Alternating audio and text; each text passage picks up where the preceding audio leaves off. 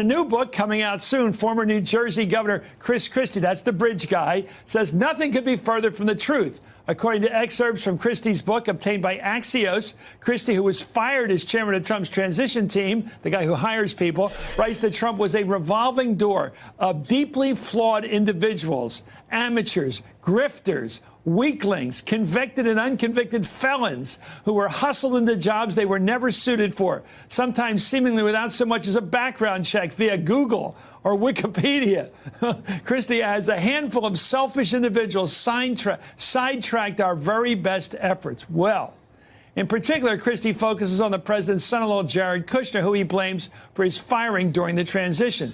It was Christie, by the way, who back in 2005, as the U.S. attorney in New Jersey, sent Kushner's father to prison for illegal campaign contributions, tax evasion, and witness tampering. For more, I'm joined by the Hardball Roundtable, John Brabender, a Republican strategist near at 10 and president of the Center for American Progress, and Philip Rucker, White House bureau chief of the Washington Post. This is one juicy cantaloupe or whatever to go into. What do you make? Christie, who's, I thought, friends with Trump, is dishing about the worst attitudes most people have about this administration. A lot of second-rate, not even B team, not even single-A baseball players, and of course, nepotism. Well, if you're asking me, first of all, it's my understanding that he's actually complimentary about Trump in the book. It's the people around. Still wants an appointment. It's the people around Trump. Yeah. So number one. So number two is, Trump's let's judgment. remember, as you said, he was replaced as head of the transition. By Jared Kushner. So, well, actually by Mike Pence. And so we don't know if maybe he wasn't using Google. If he says he wasn't, then he wasn't. He also didn't get a position in the administration. Christie or Trump?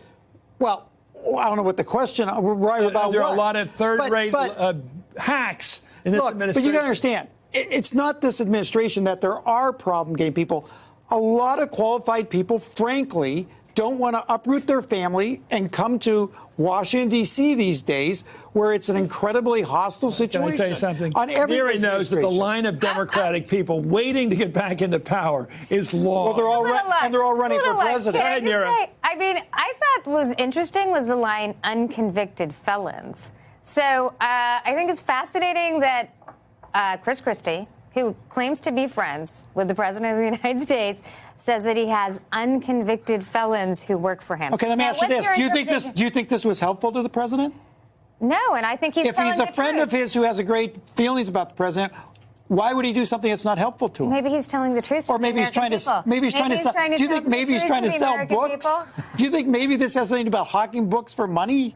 Okay, so what's happening here? Donald Trump does have great people, and there aren't unconvicted. I think there's some. The massive incompetence we see at the White House is just any all in our heads. administration that's happened in recent history. You have some really good people, and you have some poor people. I think somebody like a Mike Pompeo is fabulous, quite frankly, and doing a great job. I'm sure you can find other people that. So you're saying that he wants to sell books now and get a job with the administration later. He'll get to that. I think he'll cross that bridge when he gets to it. I think he's decided he's never getting a job in this administration, and therefore he's going to try. I think maybe he's just telling the truth. Phil, how big a story is this going to be? Is this just another rat-out story in the Trump administration? It could be a big story. I mean, we'll see what the rest of the book shows. It would have been a bigger story had Christie taken the White House chief of staff job about 3 or 4 weeks ago when he was talking to President Trump about it. Remember that? That would have been a very awkward. Hey there, I'm Chris Hayes from MSNBC. Thanks for watching MSNBC on YouTube. If you want to keep up to date with the videos we're putting out, you can click subscribe just below me or click over on this list to see lots of other great videos.